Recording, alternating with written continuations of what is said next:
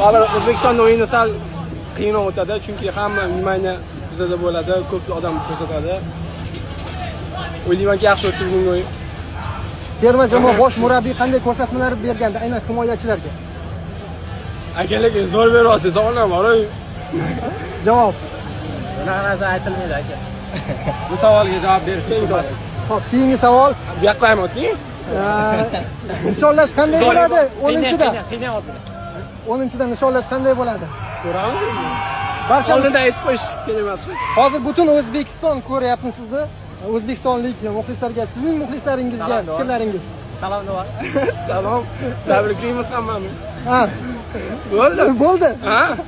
Hozir yig'lab yoradi aka. Tabriklaymiz, zo'r o'yin. Rahmat, rahmat. Abbos, Manga turaymi? turing. Do'stingizning yonida turing.